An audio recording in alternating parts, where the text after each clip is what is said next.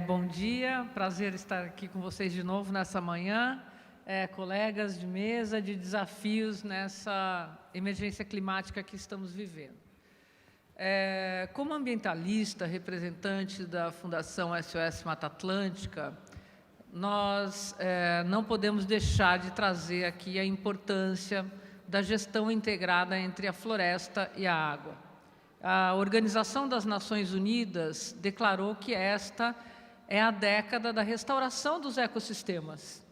E para enfrentamento da emergência climática, da desigualdade social, dos êxodos, exilados do clima, principalmente, nós precisamos buscar caminhos de soluções baseadas na natureza. Foi esse o recado que a Organização das Nações Unidas trouxe e que durante o encontro que o Brasil sediou do Fórum Mundial da Água, essa era uma jornada que nós começávamos então a trilhar, trazendo para os nossos planos de bacia, para as nossas discussões de segurança hídrica, porque estávamos naquele ano, 2018, enfrentando já uma crise hídrica, né? Estávamos no meio da crise hídrica da região sudeste, com secas extremas que assustaram regiões não acostumadas com a seca. E aí buscamos várias lições aprendidas. E foi justamente a consequência de alguns retrocessos na nossa legislação que nós passamos a sentir na pele, como disse muito bem aqui o Firmino. Nós tínhamos o Código Florestal de 1965 e o Código de Águas da década de 30, que traziam princípios baseados no conhecimento científico, princípios da ciência para estabelecimento de áreas de preservação permanente, que eram voltadas justamente para dois objetivos primordiais na década de 60. O afastamento das pessoas dos corpos hídricos, principalmente de várzeas, áreas alagadiças, que não contavam com serviço de saneamento, portanto, era uma questão sanitária. E, além de uma questão sanitária, era uma questão de segurança. Então, a ciência trouxe essa uniformização de uma norma federal para a segurança das populações, para a segurança das atividades econômicas e para a sustentabilidade. Infelizmente, nós tivemos um retrocesso na avaliação das métricas e das metragens das faixas protetoras de rios e nascentes, em topos de morro, áreas declivosas, né? Termos que sequer nós usávamos passaram a ser discutidos no Congresso Nacional, como, por exemplo, a sela das áreas serranas. Não era uma terminologia que o proprietário rural, que nossas comunidades estavam acostumadas.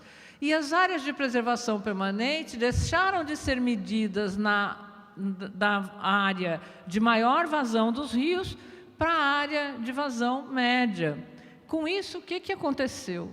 Nós tivemos uma corrida para a ocupação e regularização de ocupações em áreas de risco.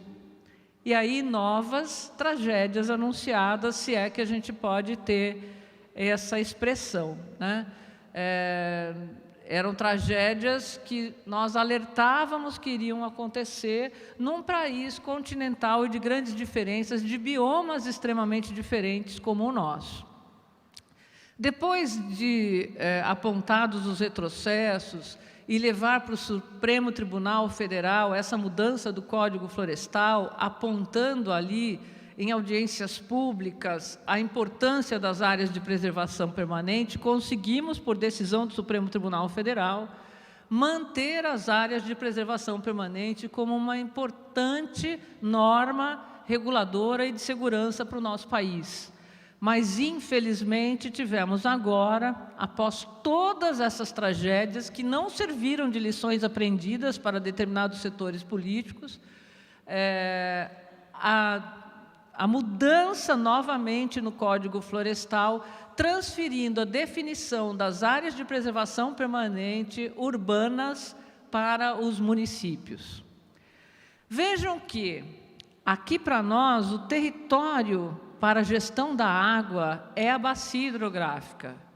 A área de preservação permanente cumpre uma função estratégica e essencial para a proteção dos rios e mananciais. E muitas vezes é o rio que divide o limite político-administrativo de um município para outro. Então, nós vamos poder ter áreas de preservação permanente estabelecidas por um município com a sua função ecossistêmica, de regulação de cheias, de soluções baseadas na natureza, ou parques lineares, de um município vizinho, a montante, com uma ocupação que era irregular, sendo consolidada. Isso é uma tragédia. Isso é, na verdade, caminhar na contramão do que nós deveríamos estar fazendo, que nós assumimos na Carta das Águas do Brasil, lá em 2018, no Fórum Mundial da Água. Para que nosso país deveria estar lutando agora? Nós acabamos de sair da COP26, né? Acho que muitos aqui estiveram na COP26, onde o Brasil apontava caminhos para elevar a nossa ambição no sentido da emergência climática.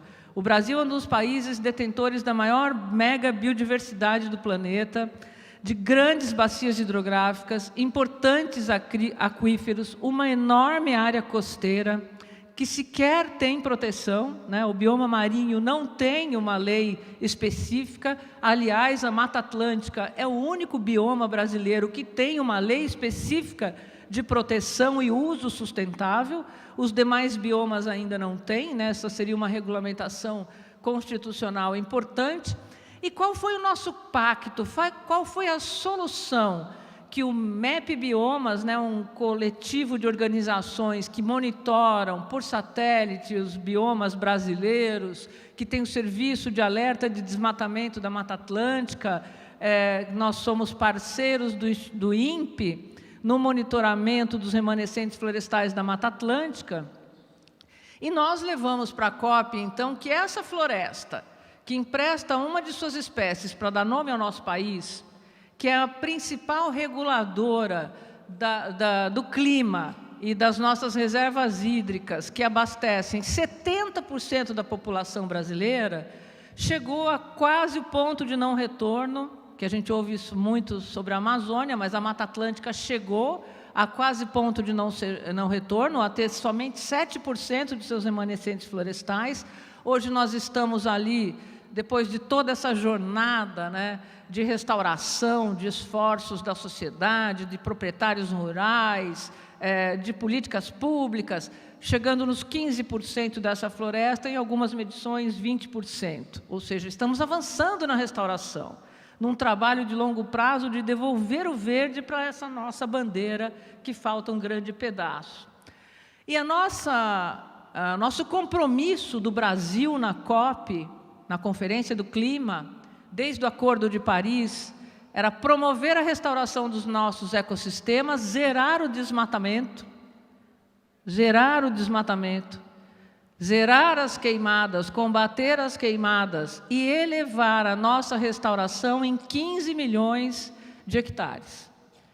Desses 15 milhões de hectares, 4,5 milhões são somente de área de preservação permanente na Mata Atlântica de quem não cumpriu o Código Florestal.